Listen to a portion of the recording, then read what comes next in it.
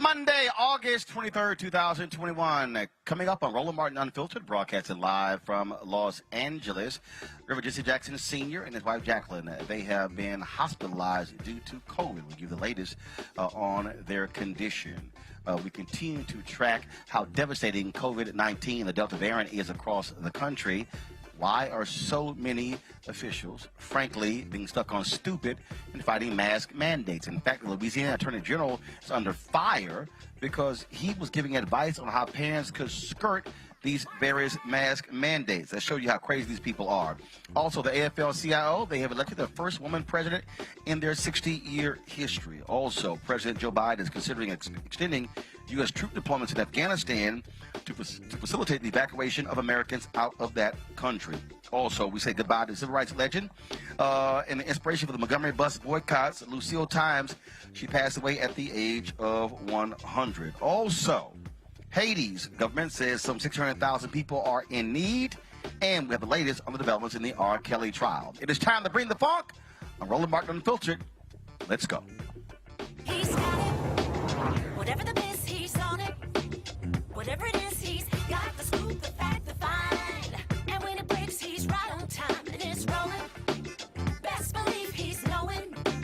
Putting it down from sports to news to politics. With entertainment just for kicks, he's rolling. It's on go, roll, roll, y'all.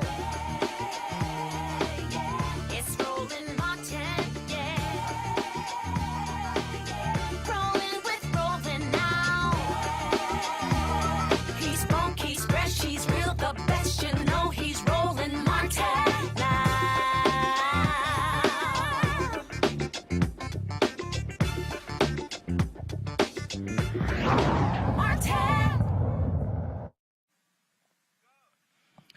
All right, folks, Roland Martin here, broadcasting live from Los Angeles, California. COVID continues to dominate the storyline all across the country as we see more people being diagnosed and impacted by the Delta variant. The FDA, they have finally given a full approval to the Pfizer COVID drug, and so now it has a full. So now it's going to allow them to actually be able to distribute this all across the country. We continue, as I say, to deal with this issue. Over the weekend, we found out that Reverend Jesse Jackson Sr. and his wife, Jacqueline Jackson, both hospitalized due to COVID. Let's talk about where we are right now with Dr. Tyson Bale. Of course, he is the critical care and infectious disease expert at the University of Virginia. He joins us. Always glad to have you on the show. Doc, what is interesting here is that we are seeing this Delta variant. We keep having experts on trying to explain to people what's going on here, that when people don't get vaccinated, then they get COVID, the virus is mutating and becoming a deadlier virus. Could you please explain to folks what that means? Thanks for having me on, Roland. And sadly, you're exactly right. Each time the virus infects someone else, it's like playing the lottery. And just like playing the lottery, if you play the lottery once, probably not going to win. But if you have a whole lot of tickets, there's a greater chance that you'll have a breakthrough. So just like with the lottery, the COVID-19 virus, if there's a lot of it circulating in the country and across the world, it has more lottery tickets and it has that chance to find that variant that's going to cause more problems. So in the case of the Delta variant, this one emerged in India, in a country that had a very low vaccination rate. It just exploded throughout the country as we saw. Delta variant emerged, and now it's over here. And so, of course, we're at risk now of having further variants, and that really just reemphasizes the point that we absolutely have to get more people vaccinated, decrease the chances that the virus will continue to spread throughout the country, and that's how we finally turn the tide on the pandemic. So the news today of the FDA fully approving the Pfizer vaccine, that's welcome news, and I hope that we can use it to get even more people vaccinated. So, Doc, you're saying that the more people who are vaccinated, it decreases the chances of new variants being developed, right? Exactly, 100%. So one of the things that we're seeing, we talk about, but it's just that simple. We got to get more people vaccinated. You obviously you have a hesitancy. There are all kinds of different people who are throwing stuff out here, and they again say all kind of stuff. You got all of these all of a sudden these new Google physicians, folks who never went to medical school, offering their advice and counsel and had no idea what they're talking about. I also believe there was a TikTok video that I played over the weekend that's on my page that I actually ran, where there was an actual scientist who was responding to some woman on TikTok who was kind of like, "No, that's not true. That's a lie. Nope, you're wrong." I think there has to be more of that. I think there has to be a direct attack, a direct assault on taking those videos and saying, no, this is the truth, and exposing these people or their lies. Otherwise, look, last week Facebook announced that one of their top posts on Facebook was an anti-vaccine article that was riddled with just numerous errors. That's what we're seeing being disseminated across the country. And our audience is being fed this stuff and they're buying into it. I think you're completely right. We have to really start aggressively calling this information out. At this point, the COVID-19 is it's its own pandemic. It's bad enough, but the misinformation is a pandemic in and of itself, and it spreads at a much more rapid rate than factual information from credible experts. And I've seen it myself. We've had people come into the hospital where I work, intubated, who are believing that this is a hoax, even up to the point where the breathing tube goes down. They're getting fed information from false sources saying that the vaccines either don't work, they're not necessary, and they're not effective, and they're not safe, all of which we know are not true. The vaccines are safe, they are effective. It can keep you out of the hospital, it can keep you from dying from COVID-19. And so we have to be very aggressive now about calling out governors who are not doing the right thing and not promoting things like masks and the mitigation measures, not promoting vaccines. We really have to do as much as we can and start getting aggressive about calling the BS out. Well, look, I mean, again, one of the reasons why we keep putting experts on, I keep trying to tell people, look, we particularly want to have black experts on because you need to hear exactly what's going on. When we talk about this Pfizer, this full approval, what does that mean for the Food and Drug Administration? What does it mean for the public?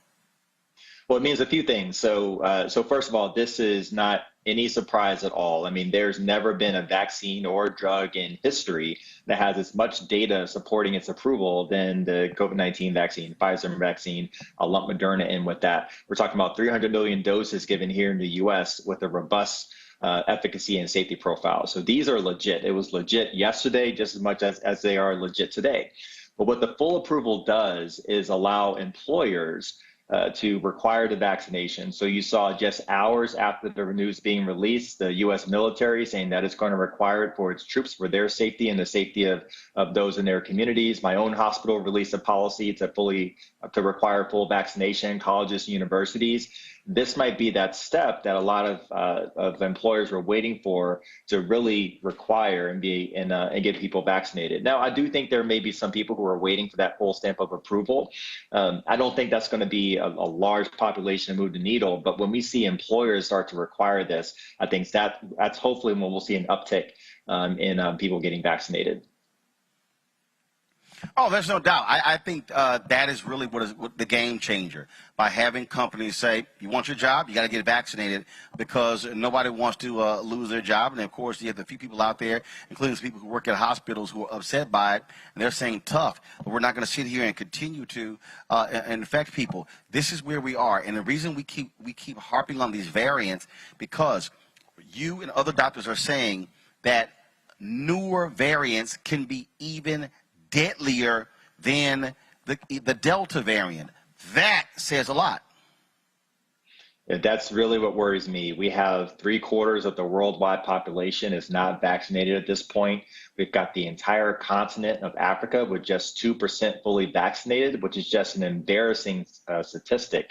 And so when we have these areas that have densely populated cities, that have poor healthcare infrastructure in some cases, they are just a setup to putting us back to square one with another variant that may emerge in these areas. And so we don't want to get back to square one. So we have to take care of our people at home, of course, and expand vaccination.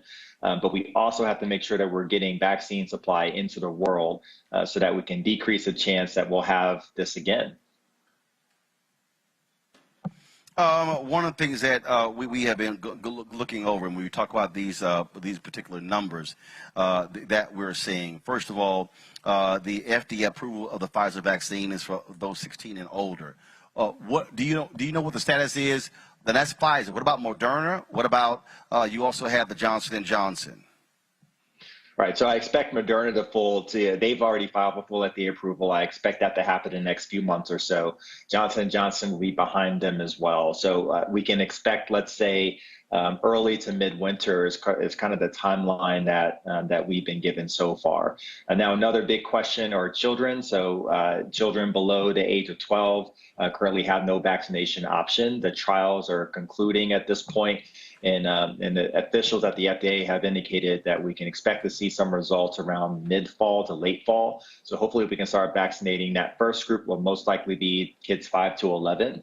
And then hopefully we can get emergency use authorization in that group.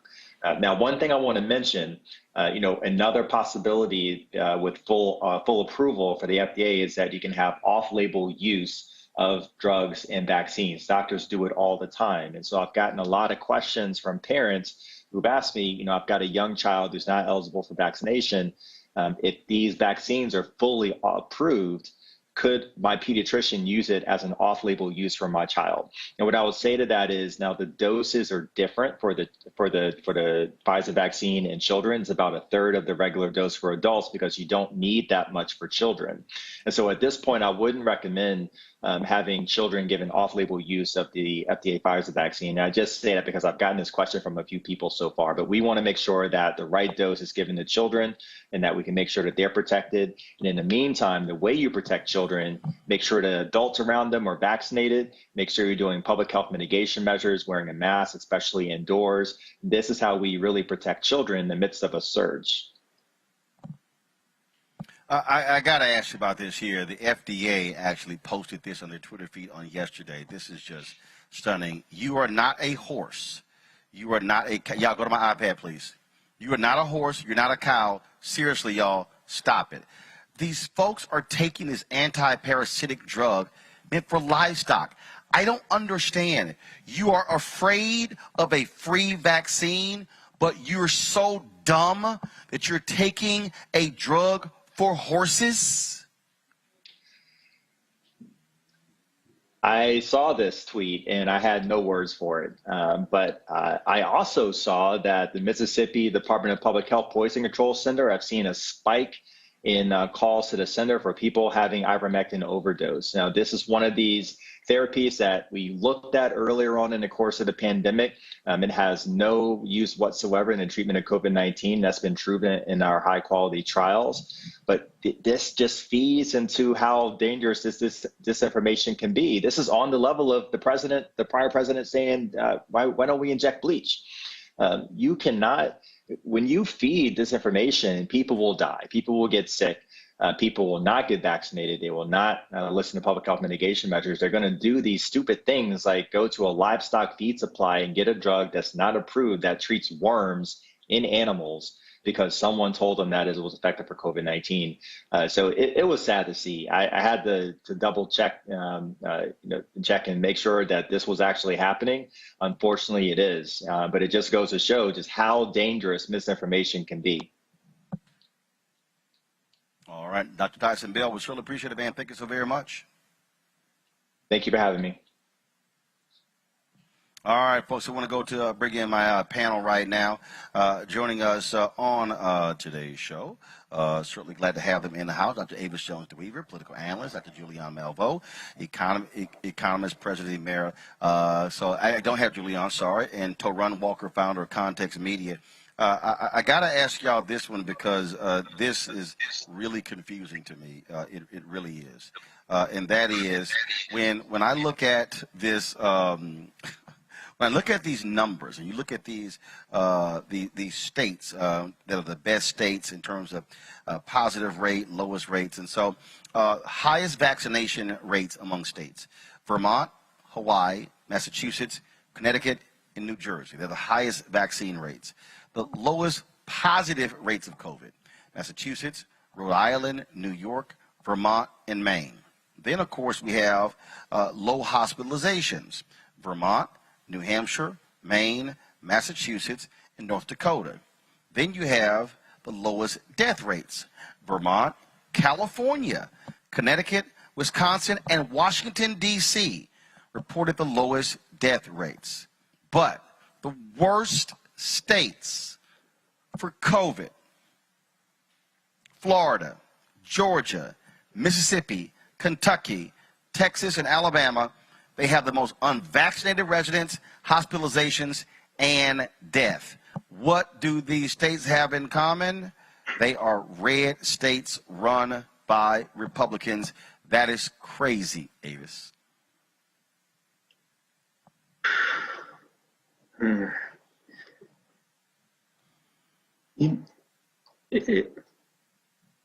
Avis, I can't Sorry hear. about that. Can you hear me now? There you go. There you go. Perfect. Yes. It is ridiculous. And I have to say I'm a bit shocked that no one has yet sued any of the governors of the state in some way for having these ridiculous rules in place in which they are literally penalizing people for taking the actions that are necessary to protect themselves. And who are they hurting? They're hurting their own constituency. That's what's so crazy about it. You know, when this thing first started, it seemed to be largely concentrated in highly populated, very dense urban areas, right, where the first places pretty much that were hit. And so you had the Republicans who felt like most of their constituency was in more rural areas or more spread out areas that were sort of pushing this mythology around COVID, which would the anti-masking and everything that has now sort of morphed also into the anti-vaxxing. Now that we've gotten to a situation where their constituency in particular has fully bought into this and are now literally dying disproportionately results, now they're trying to pull it back, even where Trump himself tried to, say that he was vaccinated, got booed on stage for saying it. The bottom line is this: they have injected this poison not only in the country at large, but specifically and disproportionately within their own supporters. And now that they're trying to put the genie back in the bottle, at least some of them are, they're finding it very difficult, if not impossible, to do so. To run? You know, it's really fascinating to me because I don't think I've ever seen a situation in American history where politicians that represent a constituency are actively trying to kill their constituents and trying to destroy the lives of the people they say they represent. I think there's a couple of things that are going on with this, though. I think some of this is classic regional stubbornness, where you have people who are so against being dictated to in their minds by the federal government that they're willing to injure themselves and physically kill the people in their states because they don't want to feel like the government's telling them what to do. That's one part of it. The other part of it is, like the doctor said, there is an extreme campaign of misinformation that's happening in the South. There is a lack of education when it comes to healthcare just in general, even before COVID happened. And there's a lack of outreach to rural areas and people in the Deep South about how to protect themselves and how to take care of themselves. So it's just, I think it's a confluence of people who don't want to be told what to do in their minds because they feel like anything that's going to dictate to them, even if it's for their own good, is going to be against their freedoms, quote unquote. You have a combination of elected officials who feel like they want to stick it to the federal government. And then you have this long history of misinformation and neglect of Southern health issues. So there's a lot of things going on, and it's all dangerous. Well, look at this idiot Attorney General in Louisiana who's actually telling parents how to bypass mask mandates. Jeff Landry posted sample letters to his office's Facebook page, using philosophical or religious explanations as reasons for a parent to get their child a mask exception in a Louisiana school. It came one day after Louisiana Governor John Bel Edwards reinstated the mask mandate for people over 5. Now, currently, cases in the state are surging. There's 649,000 cases in Louisiana. More than 11,000 have died from the virus. But to post that on his personal page. And here's the deal. The Catholic Church has made it perfectly clear they're not going to be offering religious exemptions for people trying to use their Catholicism as a reason not to get the vaccine. It is unbelievable, unbelievable. And what's really sad is that these poor children really have no say in the matter. They are relying on their parents to protect them and to look out for their best interest. And unfortunately, a large proportion of them likely have very idiotic parents. The challenge is that those children aren't segregated from the other children. And masks are most effective when you have universal adaptation of that. You know, if you are sending your child to a school masked, but they're in a classroom with a large proportion of their classmates who are unmasked, you're not really putting your child in a safe environment. And so those families who are trying to do the right thing, are trying to protect their children, they themselves are now being put at a disadvantage that puts their children's lives in danger and their lives in danger. The bottom line is that the Delta variant is different from the original version of COVID, which we know disproportionately impacted, of course, the oldest Americans. And now we're seeing that younger people are being disproportionately impacted as compared to the first version of this virus. And we're even seeing that children are being negatively impacted and ended up in ICUs. And so the fact that you have adults who claim to be leaders literally putting out cult-like information that is today's version of making people drink the spiked Kool-Aid. They're like modern-day Jim Joneses trying to murder their own followers. I just don't understand why this idiocracy continues to be dominant within the Republican Party to a point where they're killing their own constituency and just don't seem to give a damn about it. Folks, like this is impacting. Sorry, Taron, go ahead. I was just going to say that I want to know what's really behind this, because there's no logical explanation for elected officials in these states to move the way they are.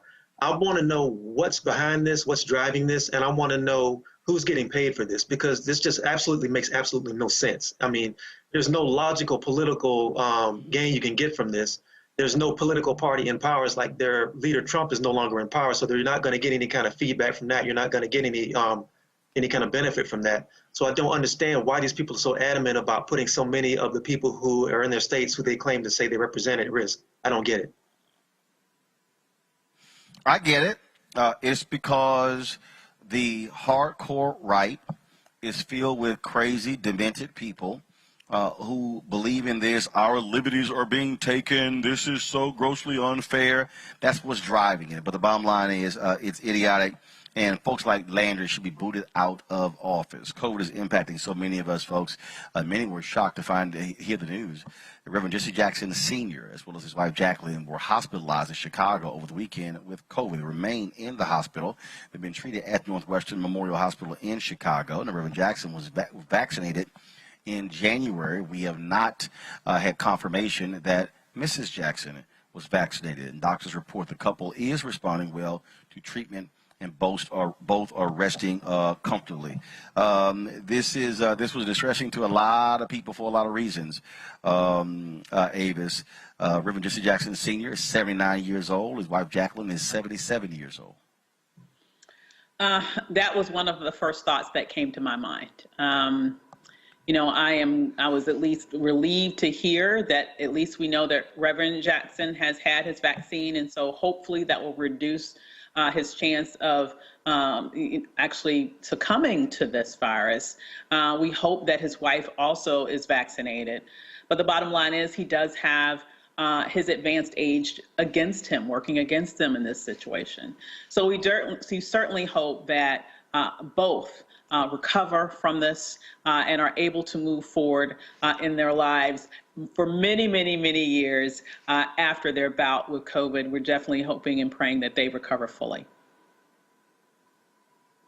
To run, it's certainly something that we are all praying for, and hopefully things turn out well for both Reverend Jackson and Mrs. Jackson. Absolutely. And there's another factor at play here as well. We know that Reverend Jackson was dealing with some other health issues, which COVID definitely would not help. Parkinson's, yep. Yeah, and it's good that he's on the mend, him and his wife. The other part of this too is we have a whole generation of civil rights icons and civil rights leaders who are aging, and they are also some of them have left. Like in the past couple of years, we've seen C.T. Vivian, John Lewis, other people who have passed away just very recently. And I think we have to have a conversation as well, even outside of their illness, is the fact that who's going to be taking their place, and where is that knowledge, where's that information going to go when these people eventually pass on? I think that's something that we have to consider as well. Who are they grooming? All right, folks. Let's now go to New York, where day 4 of the R. Kelly trial took place today with explosive testimony from a woman who claims that she was sexually abused by R. Kelly when she was 17 years old. This is, again, day 4 of the trial of the R&B singer.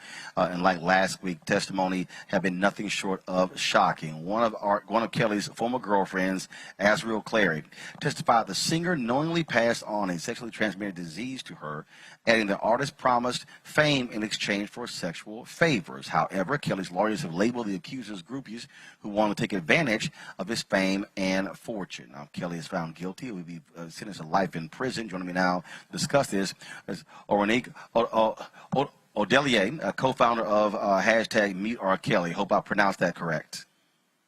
You were pretty close. It's Orenique Odelier. Gotcha. Orenique Odelier. Okay, got it. So, Orenique, let's talk about what we're seeing now. First off, we're actually seeing, for the first time, women who were sexually assaulted by R. Kelly when they were underage. That is not what we experienced in his first trial when he was acquitted in Chicago. Yeah, I think now, with all of the progress that we've made as a society, as a culture, and as a community, women now feel safer and more emboldened to show their face and stay in front of the world what happened to them. I think back during his first trial, we weren't in a place where those young women and their families felt that they could do that and be safe and move forward from it with their lives. And so made choices to not come forward. But now, luckily, you know, we're in a different space, and so these women feel like they can do that, and we're super proud and supportive of them because it's really important that they do. This doesn't stop unless we have a space for women to stand up and say what happened to them and speak their truth and be heard and be listened to and their claims be taken seriously. So we're really happy to see this.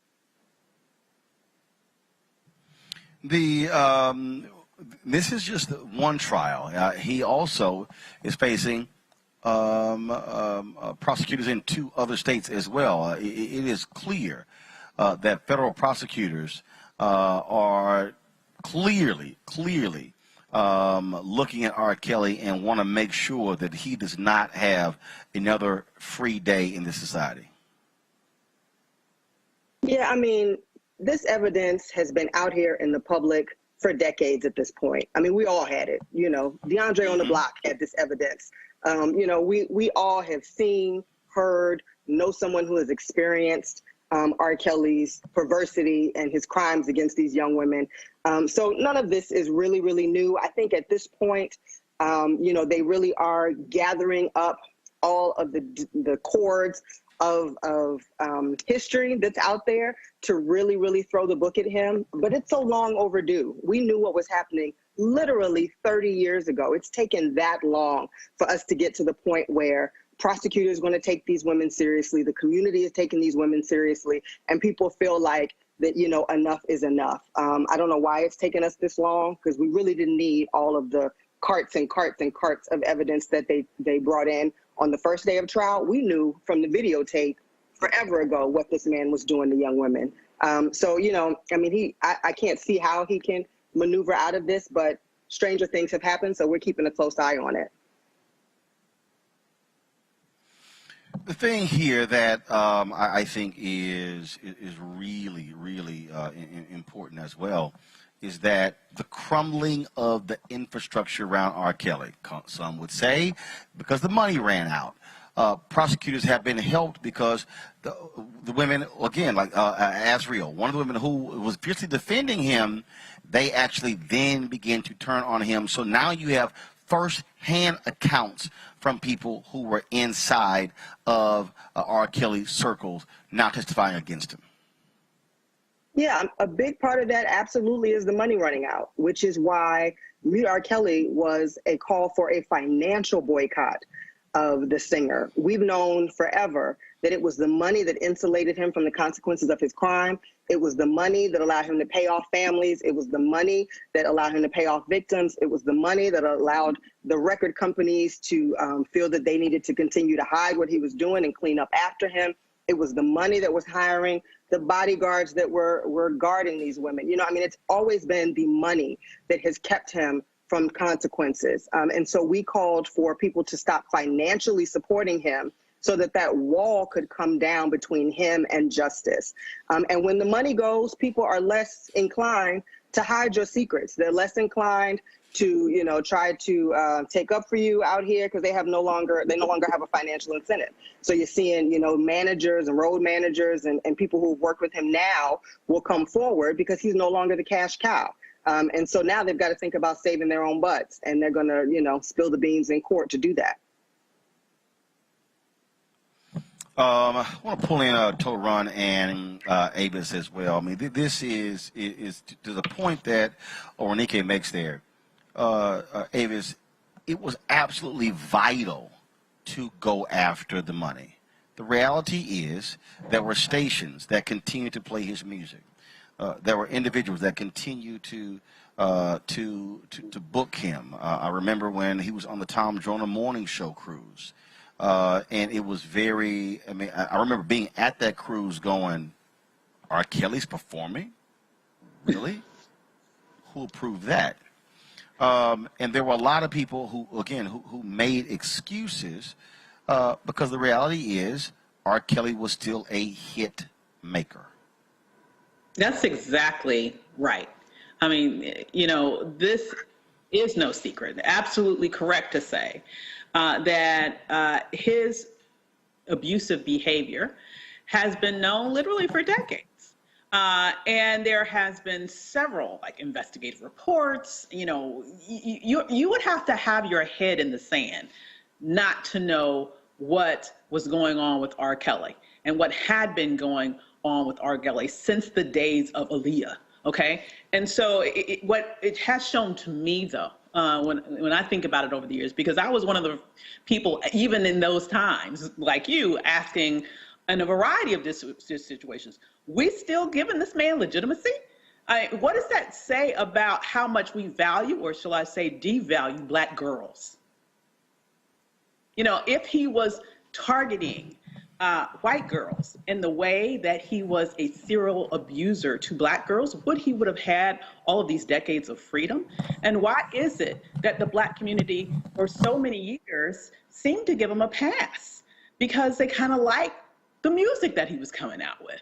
It is both the money, but it's also, for some reason, a community response that still seem to, on the one hand, still reward him by still going to his concerts, by still buying his music, by still sort of shaking their butts to his latest hit, and at the same time making excuses, as well as victim blaming the young women that he himself were targeting, going to schools, getting girls leaving school. You know, come on now.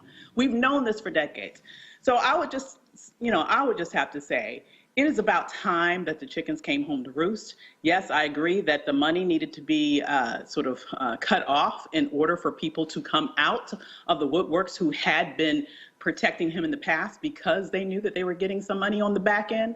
But it's unfortunate that the money had to be come off for people to finally live up to some sense of morality. Roland, it was the pressure led by a number of Black women that created the critical mass to get to the point we're at with this trial in Brooklyn. Well, you know, there's a saying that people's morality only goes as far as their pocketbook, and I think it's a wonderful thing that what you're seeing with the situation with R. Kelly's finally coming to pass, and you're starting to see some things come to fruition. But something I want to point out is that even though what R. Kelly's accused of and these crimes are disgusting, he's just one example of something that's very prevalent in entertainment. The entertainment business can be a very ugly place. It can be a very, very predatorial place. It can be very dangerous for women, especially Black women, and for men to a degree. But because so many people who are so guilty of a lot of these crimes are insulated, like the other two ladies said, by power structures and by record labels and by a whole infrastructure that basically shields them from any responsibility for the things they do, that it's very rare for a situation like this to get to this point. I think what happened with Harvey Weinstein kind of like opened a lot of doors, and it kind of knocked down some walls about like what you can do and how far power can go in the entertainment business if you are, like, say, a celebrity and you have people who are willing to cover for you. But we live in an age now where a lot of the things that we heard about in the 60s and 70s with like rock bands and like with punk rock bands and even country stars and this sort of thing, you didn't have the fast moving infrastructure and the fast moving social media that got these stories out into the public like you do now. So what you're seeing is immediate results, even though in this case it took decades to happen. A lot of these stories no longer are hidden behind the scenes until somebody writes a book 20 years later. So what you're seeing is a little bit more of a faster response to these things than you would in the past. But make no mistake, R. Kelly is just one example of a very prevalent thing that happens in entertainment. And there's people in the industry who are doing the exact same things, most likely. They're just not known just yet. Absolutely. Oronike, final comment, please. I would absolutely agree. The entertainment industry is rife with these type of problems. And I think that we always have to remember, at the end of the day, we have more power than the structures that we are supporting. Like, these structures only exist because we put our money into them. You know, and record companies can't exist without our streams, without our sales, without us going to concerts. And so I think that even if they don't have a financial incentive to do the right thing and to impose some level of morality on their artists, we have a responsibility to do that. We have a responsibility to call them out. We have a responsibility to say we're not going to support these artists and we're not going to support your label if you are funding abusers, rapists, murderers, all the kinds of things that the record companies are willing to overlook for profit. We have to step up and say we're not going to stand for it. I think part of the victory of R. Kelly getting to this point is that it took all of us standing up to all these structures of power and saying, no, actually, we have the power and we have decided enough is enough. And I think we have to continue to do that so that they know the minute they see these type of issues, they got to start pulling some coattails and not let this be a 10, 15, 20, 30-year problem that just goes on and on forever. It's something that they nip in the bud from the jump. I think we have to remember always that we are the ones with the power and we can say that we're not going to stand for it. All right. Well, Renike, we appreciate it. Thanks so much for all your great work. Thanks a lot. Thank you. All right, folks. Got to go to a break, but before we do, here's a word from one of our partners, Seek.com.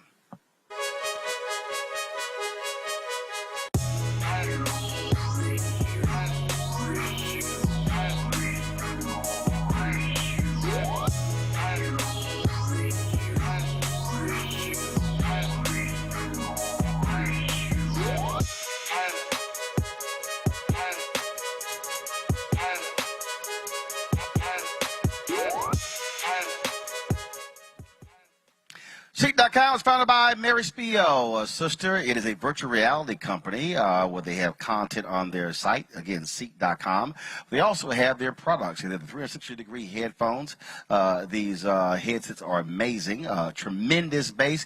You can use these headsets for gaming as well. Plus, they have their virtual reality headsets where you place your cell phone into the device to allow you to see that VR content, but also 360-degree video. If you want to get that headphone, get those headphones or the VR headset, all you got to do is use this promo code RMVIP21, RMVIP21. Go to Seek.com to get their products. When you support them, you support us because a portion of the proceeds come back to us at Roland Martin Unfiltered.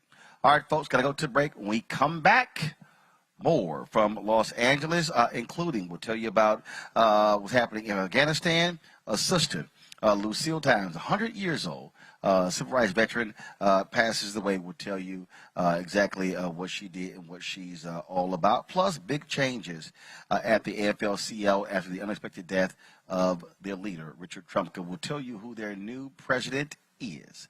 You're watching Roland Martin Unfiltered. Back in a moment. When you study the music, you get Black history by default. And so no other craft could carry as many words as rap music. I try to intertwine that and make that create whatever I'm supposed to send out to the universe. A rapper, for the longest period of time has gone through phases. I love the word. I hate what it's become, and to this generation, the way they visualize it. Its narrative kind of like has gotten away and spun away from, I guess, the ascension of Black people.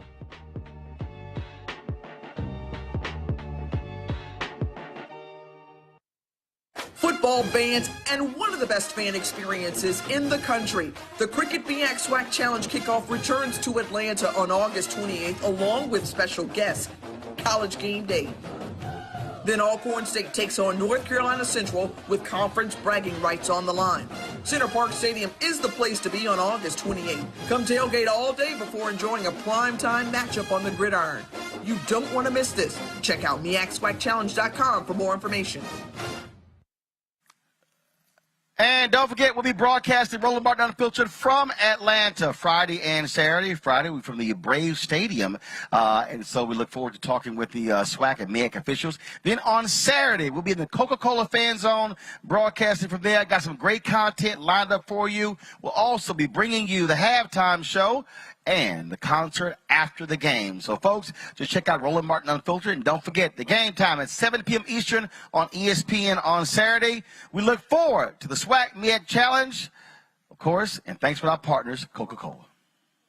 have lost the ability to focus the discipline on the art of organizing? The challenges, there's so many of them and they're complex, and we need to be moving to address them.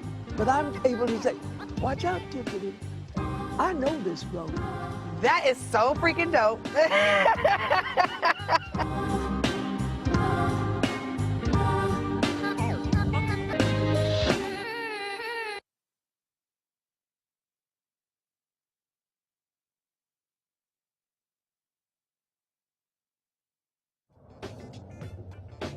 I'm Chrisette Michelle. Hi, I'm Chaley Rose, and you're watching Roland Martin Unfiltered.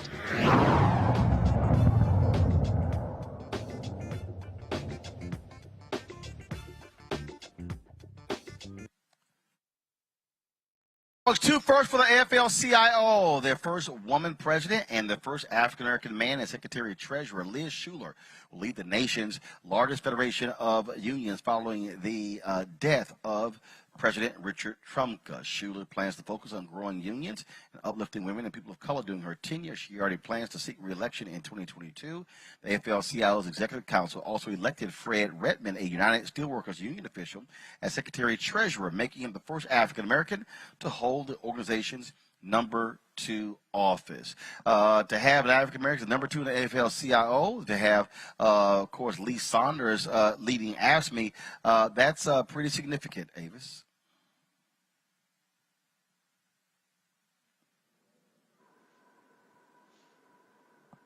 All right, Avis, you're still there? Yes, sorry. Yes, it is pretty significant. Right, can you hear me? Yeah, it is pretty significant. So, yeah, go ahead.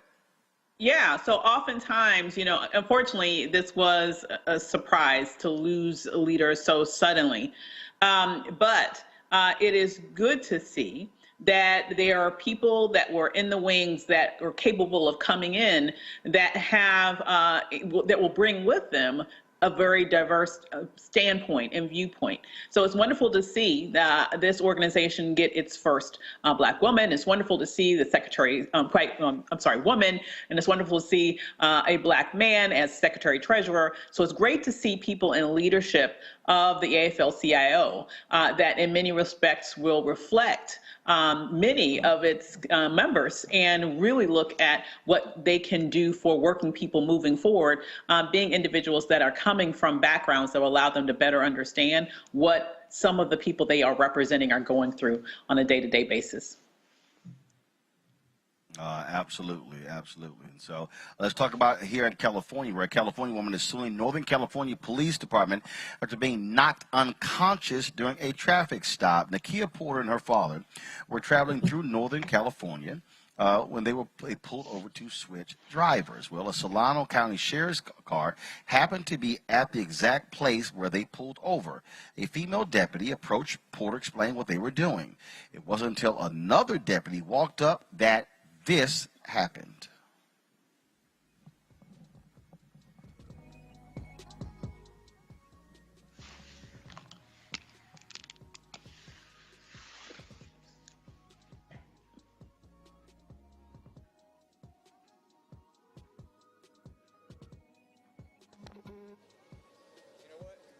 Detain her. Put your hands on the back of your head. About to switch drivers. Read me my rights.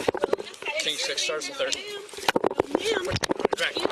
Put your hands behind your back. Put your hands behind your back. I am not arrested. Arrest.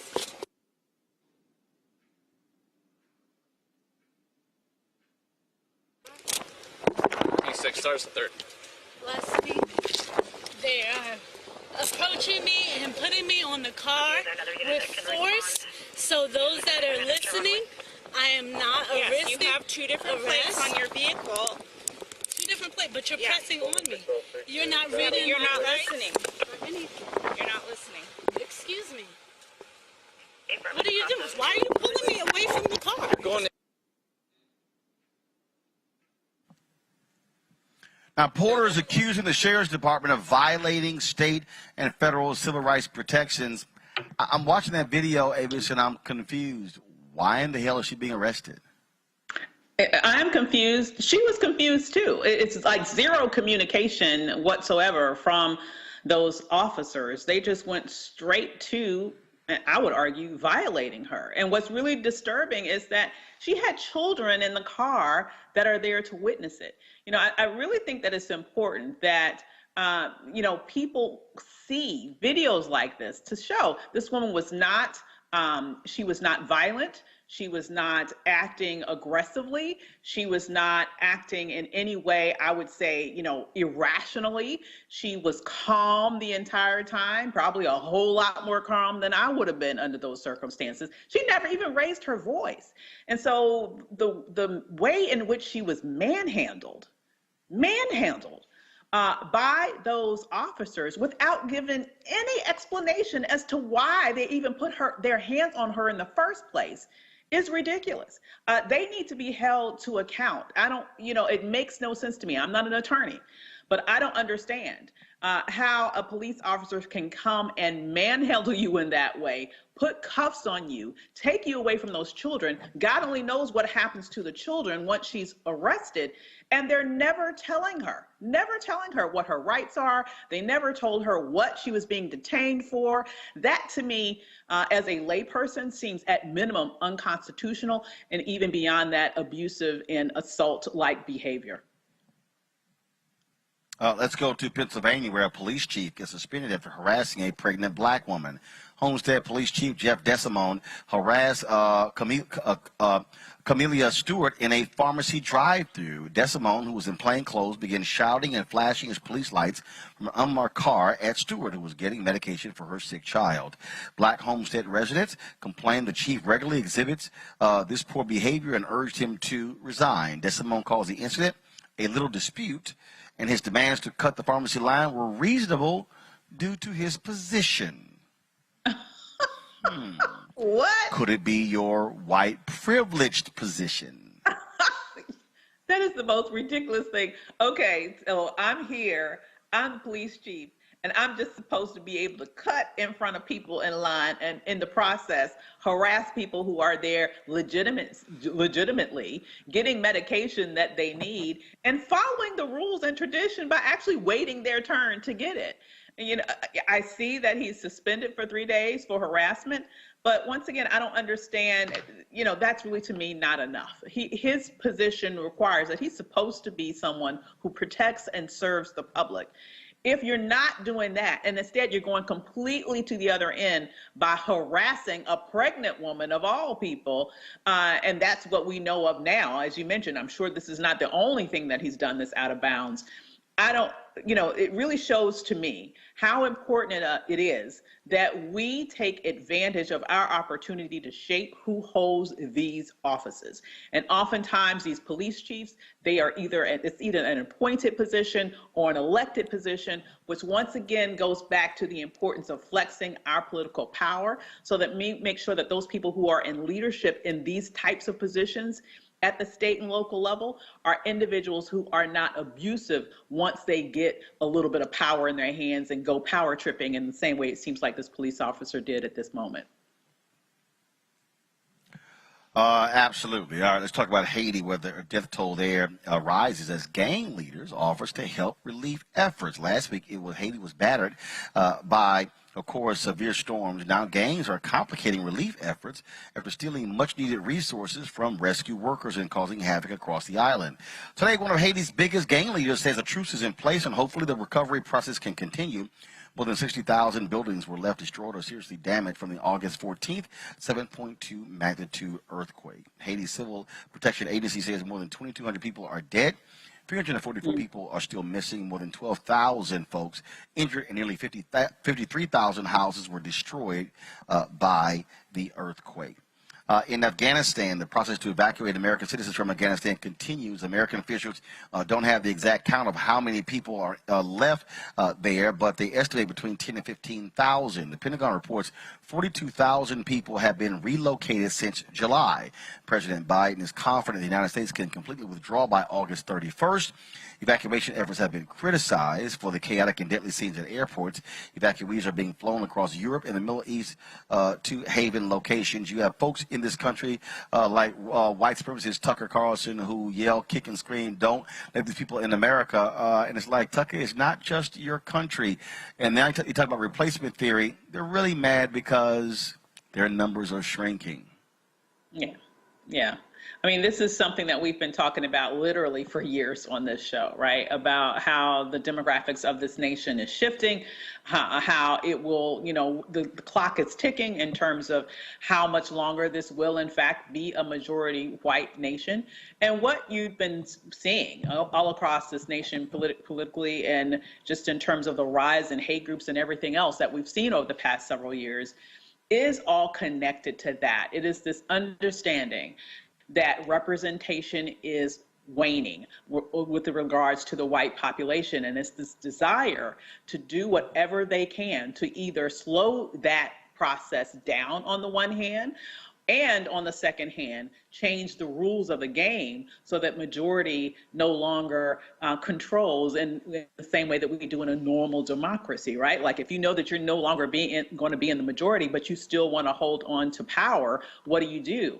You undermine democracy. So we see both of those things happening at the same time by the ilk of a Tucker Carlson, of a Donald Trump, of all of their like crazy wacko followers who are very organized and I would argue very evil in a lot of these efforts, all the way down to everything that's happening at the state level to undermine our voting rights. It is all connected. And so when I look at what you have people like Tucker saying right now about Afghanistan and refugees, it is definitely right in place with that same songbook that they were seeing under the Trump administration, because the last thing they want to do is to do anything that would result in more people of color coming to this nation, which would even more greatly accelerate the day in which this is no longer a majority white nation. Folks, gotta go to a break. We come back, Fit, Live, Win. Lifting weights in order to lose weight. Does that make sense? My guess says so. That's next on Roland Martin Unfiltered, broadcasting live from Los Angeles. Back in a moment. Floyd's death hopefully put another nail in the coffin of racism. You talk about awakening America. It led to a historic summer of protest. I hope our younger generation don't ever forget that nonviolence is soul force. Priceless.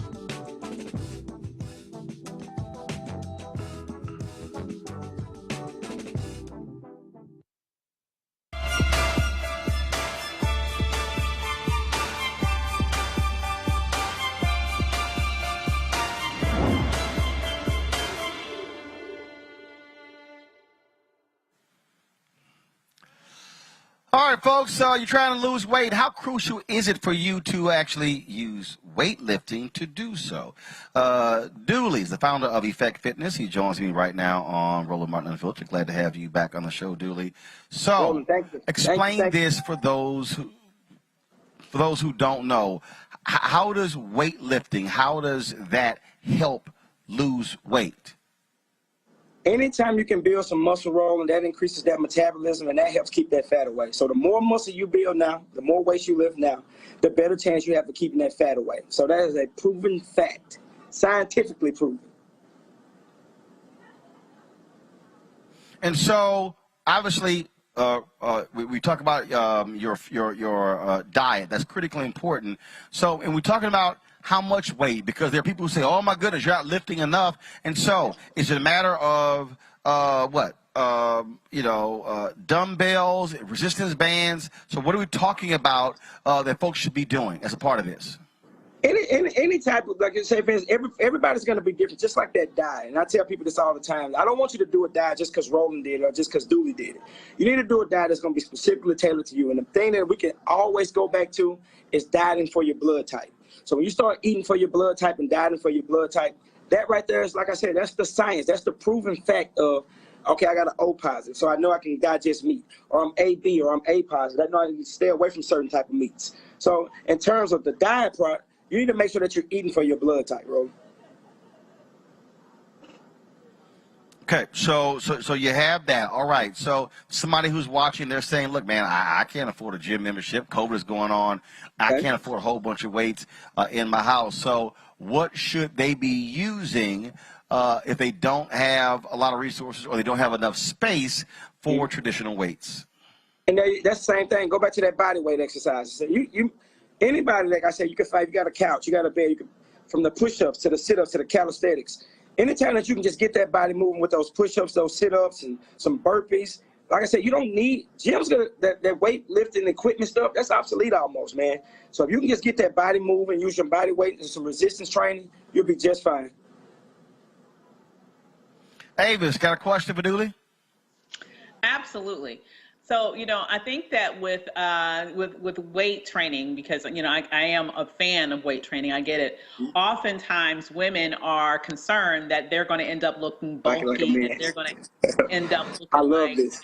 I love this. A female version of the Incredible Hulk, like, what can you tell women about the importance of weight training so that they get a sleek physique? Yeah, I get that a lot, because the one thing you don't want as a woman, you think about as we get older, how our body starts to tip forward and we get that hump in our back. The more muscle you can build now, the better chance you got to stand upright. And that's how you want to look at like weightlifting. The more muscle you build now, the less chance you have to be like the Hunchback of Notre Dame in a sense. Like you want to be upright. And the more weight that you lift, the stronger you get, the more muscle you build, the better chance you have to stand upright. And I tell people that all the time. Build as much muscle as you possibly can while the body still is building it. Because eventually you won't even be able to build the muscle no more. Uh-oh, what do you? All right, then. I've never heard that. Can I ask really a quick follow-up? Because when you reach a certain age, you stop being able to build muscle. Absolutely. Oh my God, that scares me. How old is that? I'm telling you. We don't. You better. You get to your 50s. My man, how much time? I'm telling you. Look, if you ain't got the muscles by a certain age, your ass ain't gonna get them. You ain't getting them. You're not getting them. Oh my God. That's a fact, Roland. That is a fact. So this is a different biological as simple as that, Dooley. Yeah, that's another biological clock. Absolutely. Dooley, tell people where they can reach you. They can find me at Effect Fitness on Instagram, at Effect Fitness on Facebook. Follow us. All right, then. Dooley, I really appreciate it. Thanks a lot. Avis, thank you so very much for joining us as well on today's show. Folks, got to go to break. We come back. We will talk about a new book out that deals with the absolute insanity of the last year of Donald Trump's presidency. Folks, unbelievable craziness that took place with that fool in the White House. You will hear from two Washington Post reporters who broke it all down in a fascinating book that is a page turner that I'm reading as we speak. You're watching Roland Martin Unfiltered. Back in a moment. It ain't just about hurting black folk. Right. We got to deal with it. It's injustice. It's wrong. I do feel like in this generation, we've got to do more around being intentional in resolving conflict. You and I haven't always agreed. Yeah. But we agree on the big piece. Yeah. Our conflict is not about destruction. Conflict's going to happen.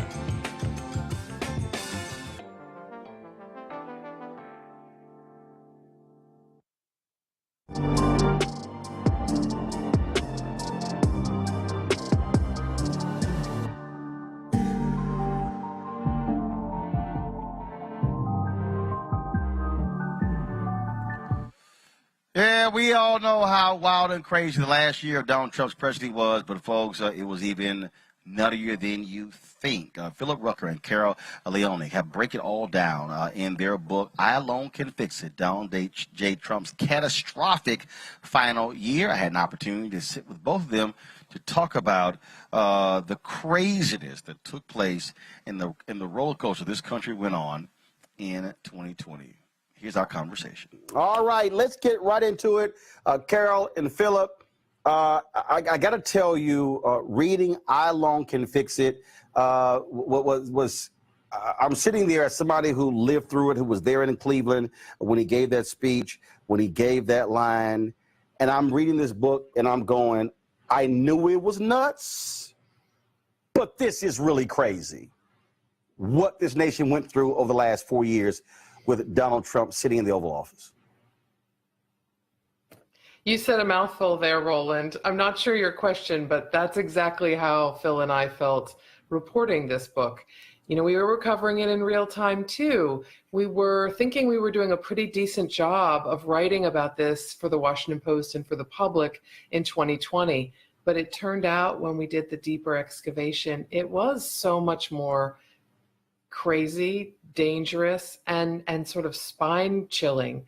Bone chilling to walk through it again with some of the people that had been pretty silent about how frightened they were about Donald Trump's impulses, his idea of governing, and his quest to maintain his grip on power. You know, human lives really be damned. You know, Philip, it was just, again, even just reading the first 100 pages, it was just one after another. And when I think back to just the first month of the presidency, I remember everybody was going, is this what it's going to be like for the next 4 years? And the answer was yes.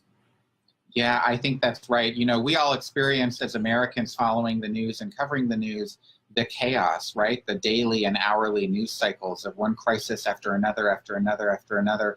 And what Carol and I tried to do with this book, just as we did with our first book, A Very Stable Genius, is kind of hit pause and go back and take readers behind the scenes and let people really see what was going on in real time and in real life.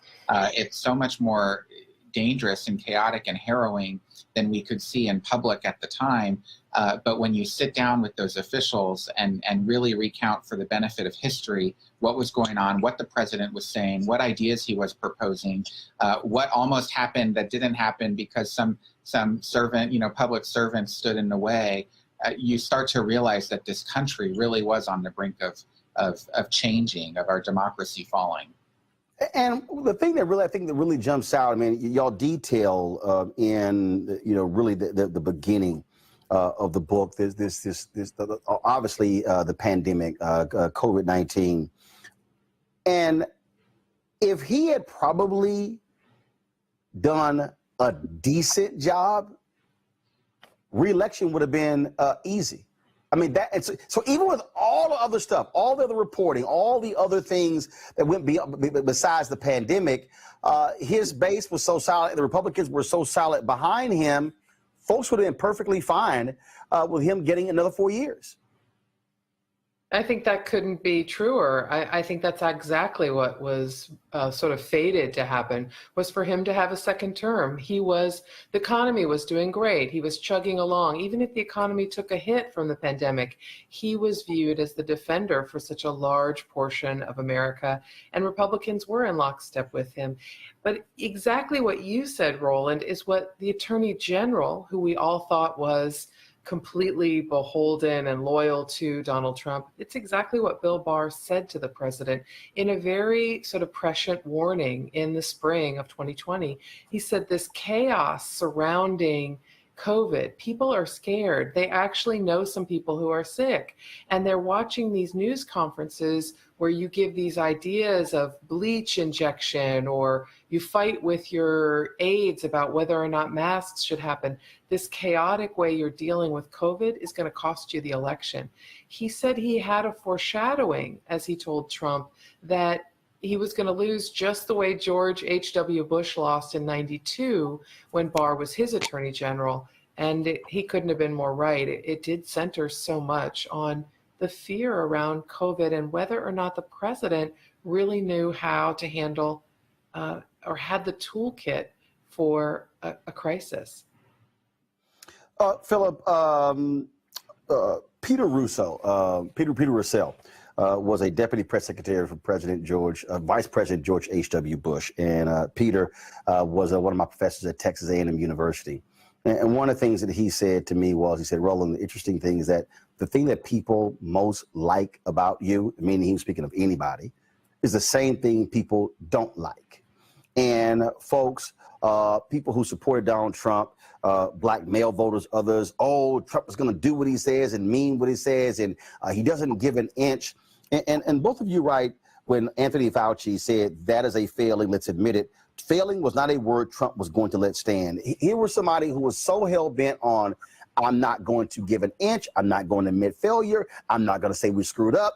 I'm not going to apologize. Even when this man flirted with death with COVID, it was still, I'm going to play tough, take my mask off, when he was up there clearly laboring, with his breath. And that was the thing that really just jumped out. He could not, in any circumstance, show any level of compassion or concern for what was happening to the rest of Americans. And that's what cost him the election. That's what caused people to say, you know what, this guy's got to go. Yeah, I think you're onto something there, Roland, and that's a smart point about Trump's sort of inability and refusal, really, to admit failure of any kind in any circumstance. And I think what's at the heart of it is that he viewed governing as a public relations campaign. Governing was a branding exercise for Trump. He's been a salesman his whole life, whether he's selling real estate or reality television programs or his own political campaign. And when he became president, that toolkit, that kind of salesman's toolkit of bragging and bluster and bullying just didn't work when he faced a real crisis in the coronavirus. I mean, lives were at stake, and his inability to manage that crisis, and also his inability to tell the truth to the American people, to level with folks about the severity of the threat, and to show any sort of compassion or empathy for those who were losing their lives. Taken together, it had deadly consequences for the country, and I think you're absolutely right. That's the reason why, in the end, he lost re-election and was denied that second term. Carol, you have covered Washington, D.C. You understand power. You understand politics. You understand what happens when you no longer have power. In your reporting, were the two of you even shocked at how Republican Party leaders, up and down, simply did not have a moral compass, did not have, now these are my words, obviously, a moral compass, principle or values, who said, you know what, doesn't matter. He says he's Republican, we're going to go along with it. I think about that New York piece, New Yorker magazine piece of James Baker in September, and where his whole deal is, I'm a Republican, and so, hey, yeah, these things bother me, but I'm going to support, that's who's in power. They didn't care. They just didn't care. It was hey, he was a means to an end. He was a means to being in control. Well, you're absolutely right about two pieces there that are so fascinating. I mean, it's not the job of a reporter like myself or Phil to talk about people's moral compasses, but I'll say this on those 2 points you sound out. One, in many ways, Donald Trump kind of blew through the guardrails, blew through the norms of Washington. Law didn't matter, politeness didn't matter, partisanship that was nitty-gritty and dirty didn't matter. You know, the basic benefit of the country. When you're governing, when you're a servant in the people's house, you're supposed to care about what happens to the people. That didn't matter either. And what Republicans in the legislature learned was, you know what, Donald Trump didn't pay any price for behaving that way. In fact, all he did was gain more steam and gain more power. You're right about COVID, right? That took him off the rails because people were frightened. And it looked so insane every day on that newsstand where he was giving the press conferences and none of it made sense. But Republicans learned a lesson just as Donald Trump was learning a lesson. There wasn't a political cost to behaving the way he did, to breaking the law, as prosecutors found in the Mueller probe, because he wasn't indicted, he wasn't charged, he couldn't be as a sitting president. And they learned that his vote base was loyal. His voter base was there for him, whether he enacted the policies he promised, whether he told the truth or not, whether he did anything of value for them. As long as he was on a soapbox saying he defended them and he cared about them and he cared about the America they believed in, whatever amorphous thing that was, those voters were with him. So that's a powerful lesson if you're trying to keep your job as a Republican in Congress, because you know you don't have to pay a price for how you behave, and you need the votes that Donald Trump, even after the presidency, still controls, still shepherds. And Philo, I think we saw that when Donald Trump attacked Senator John McCain about being a prisoner of war. And again, conventional wisdom, oh my God, how dare you? All the people who so-called love veterans and love the flag and revered Senator John McCain, people said, whatever the hell, that's all fine. And that to me, in real time, I was warning people, folks, if he's able to get away with that, oh, you can forget about any of the norms. And I think it was this constant deal in the media. Okay, have we reached bottom? I don't think there was ever a bottom with a Donald Trump presidency. I don't think that even now, even with all the claims of him saying, oh, election was stolen, there is no bottom. When someone doesn't care, they don't care. Yeah, I think that's right. I think Trump has proven over these years that at least when it comes to him in politics, there is no bottom. And I'm glad you brought up that McCain example. I was there in 2015 in Iowa at the family leader event where Trump made those comments about McCain. And I remember watching it and looking at the other reporters who were sitting around the table with me. And we all thought, oh boy, he really stepped in it. This is going to be the end for Trump's nascent presidential campaign. And sure enough, he didn't lose a single voter over it. And it was a remarkable show of his kind of Teflon quality within the Republican Party. And it just speaks to the fact that so many of his voters were making moral calculations. They decided to look past his transgressions, look past the nasty, petty attacks, look past the Access Hollywood video, grab women by the you-know-what, all because they thought he was fighting for him and because they thought they'd benefit from some of his policies, like his tax cuts. They could, somehow get rich, or the rich people could stay rich because of it. And they made these sacrifices, these kind of character trades, if it were.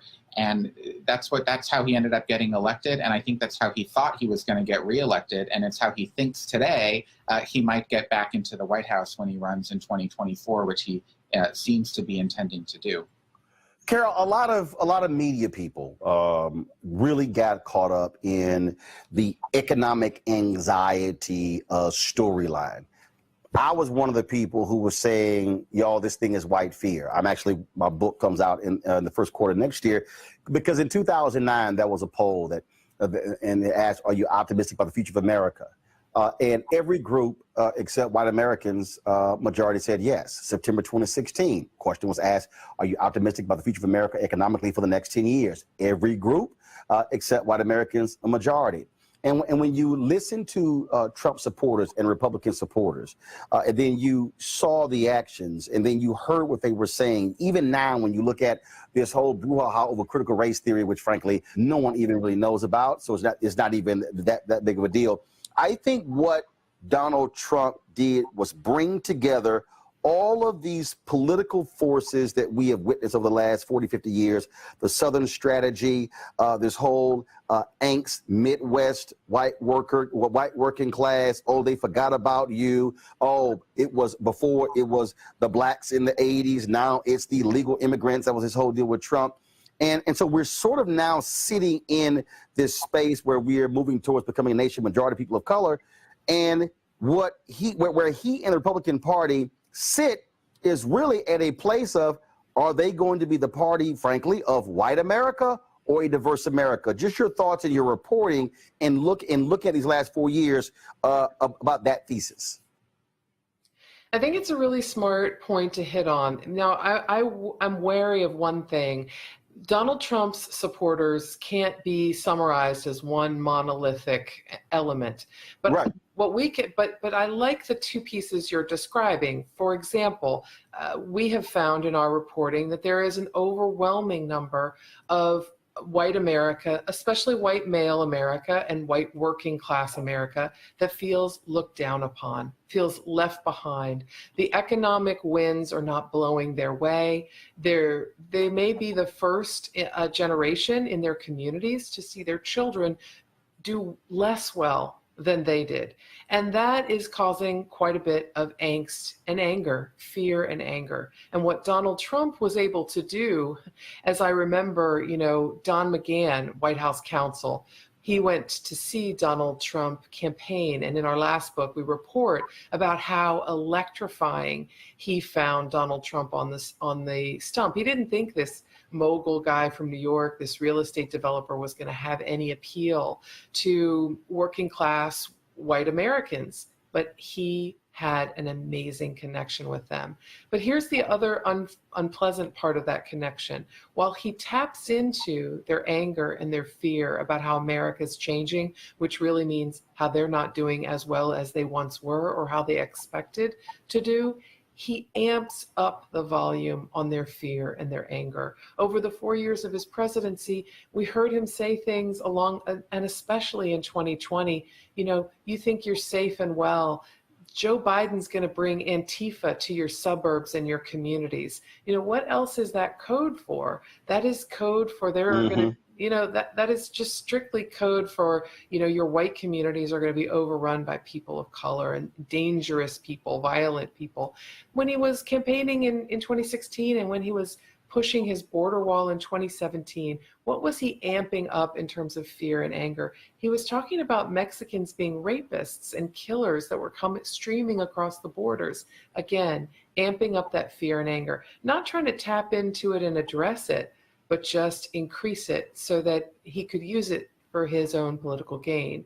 Now there's another, again, in the non-monolithic piece, there are rich people who believe they're going to get richer by Donald Trump's presidency, and that no doubt benefited him throughout the 2016 campaign, and he believed it would carry him a great deal in 2020. But unfortunately, there were a lot of people worried about whether or not he was going to be able to save them from a crisis, and not sure, in fact, quite convinced otherwise that he wouldn't. Philip, on the point that Carol just made there, I would often say that you had these three forces that were actually moving down the same path. You had your national security Republicans who believed in the military-industrial complex. Oh, he's just going to throw billions at the military. Cool, I'm down with it. Then you had the Grover Norquist Republicans who are all about taxes. Hey, fine, this guy's going to cut taxes. Doesn't matter what else he says, we're good. And then, of course, you had your white working class voters who, in their minds, hey, this guy's going to fight for us, even though when you look at his trade war against China, it screwed dairy farmers. It screwed folks, the soybean farmers, a lot of those same people. And I remember seeing this interview where there were a couple of them who filed for bankruptcy, lost their businesses, and they said, I will still vote for Donald Trump again. And I'm sitting there going, what in the hell are these people thinking? Where they actually lost their family farm and their business, and they still say, I'm going to vote for this guy. And it was just this, Rudy Giuliani, I remember he said, Trump is our last hope. And I obviously being black, look at that whole thing a whole different way than some other different people. And I think that we, as those of us in media, have to force ourselves to get out of the conventional political world and realize that when folks they're going after their hearts, when they're pushing those buttons, those angst buttons, that we have to factor in race, we got to factor in class, we got to factor in all these different things. And when a Trump comes along and goes, hey, I'm just going to blow through it all, and it creates this whirlwind, and people are left to figure out, okay, what's going on here? And I'm sitting here going, it's actually right in front of us if we pay attention to political history and how other candidates used it to their advantage to gain political wins. I think that's right. I mean, you're right to point out the racial elements here. You can't separate politics from all of those other factors, and certainly Trump was a master at, the dog whistle, which was, really more of a bullhorn. I mean, he made no bones about what he was trying to communicate and to whom. The one thing we should keep in mind, though, is that the people receptive to that message did not make up a majority of this country. In fact, even when he won in 2016, he won with 3 million fewer popular votes than Hillary Clinton, and he did not have anywhere near the majority of the votes that were cast in 2016. And then, of course, in 2020, he finished even worse vis-a-vis Joe Biden. So, that is not the majority view in this country, but it certainly is a large part of this country, and Trump was very effective at mobilizing those voters through these sort of coded racial messages. Are the both of you shocked that even after your book is out, even after these 4 years, that when you see folks like Senator Ron Johnson really holding on to the big lie, and these other candidates, and they're changing laws, and you're sitting here going, and I think, Carol, it probably goes to what you said earlier. Hey, there's no price to pay.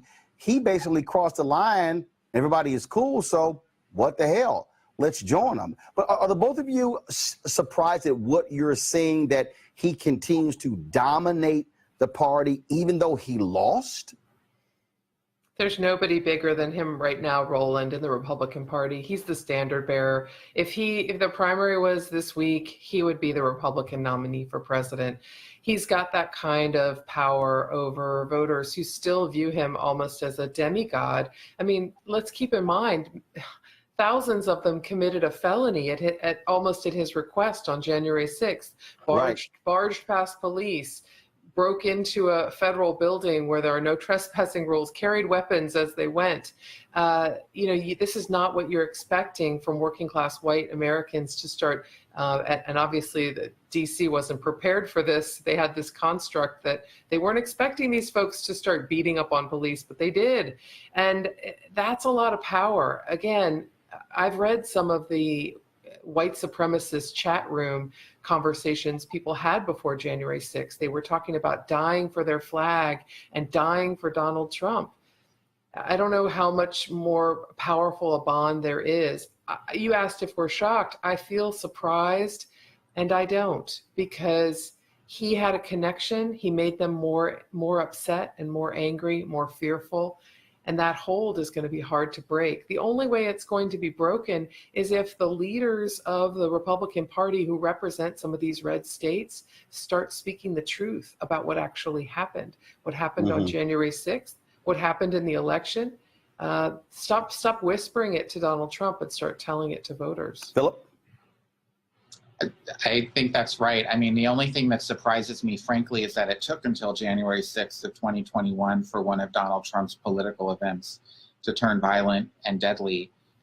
We were at a lot of those campaign rallies over the years, and it felt like kindling there. I mean, it felt like at any moment those crowds could erupt in anger and turn their violence on either the media or other people in their communities. And fortunately, that didn't happen very often. I'm just surprised it took until January 6th. I know this made the next question. I ask all authors this question when they work on books. And I'm sure y'all probably have more than one. If you got 2 or 3, that's fine.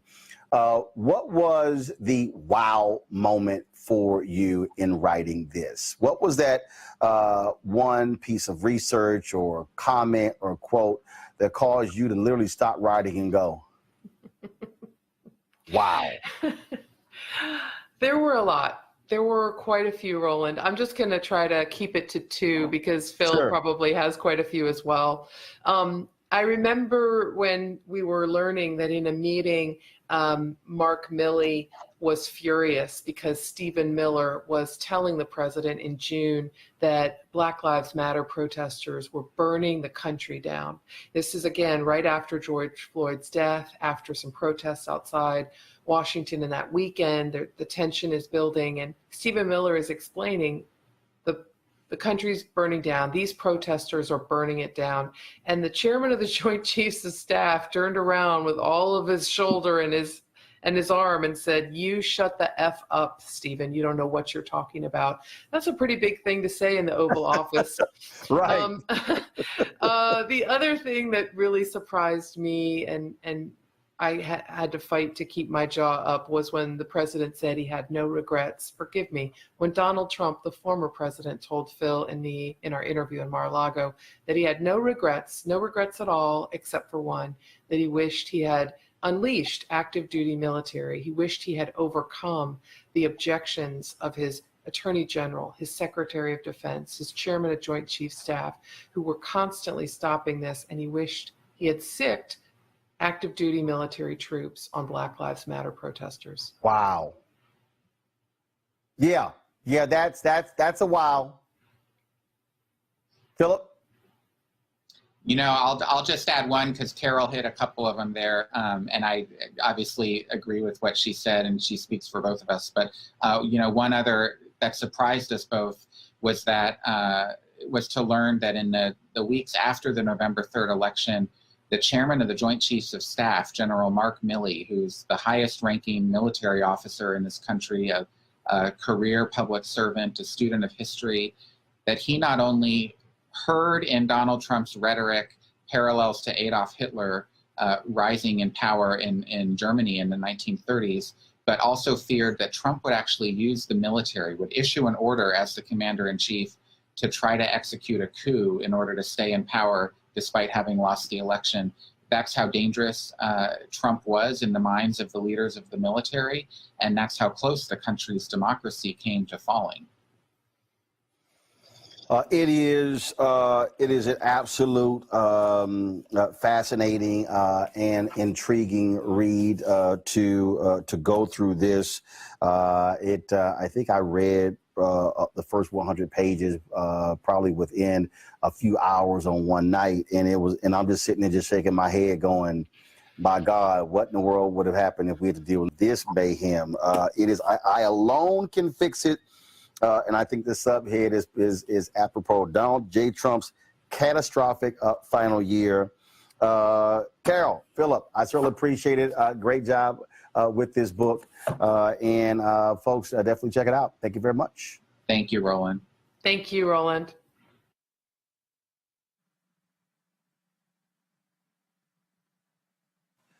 All right, folks, that is it for Roland Martin Unfiltered, live from Los Angeles. We're shooting a lot of one-on-one interviews. We had some great discussions so far.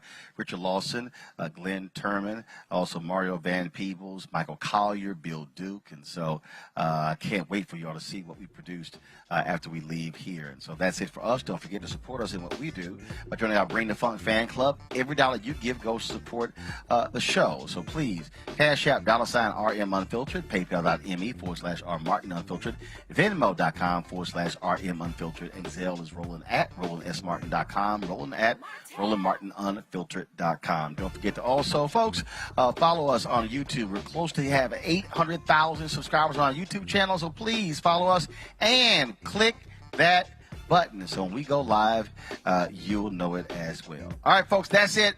I'll see you tomorrow right here on Roland Martin Unfiltered. Holla!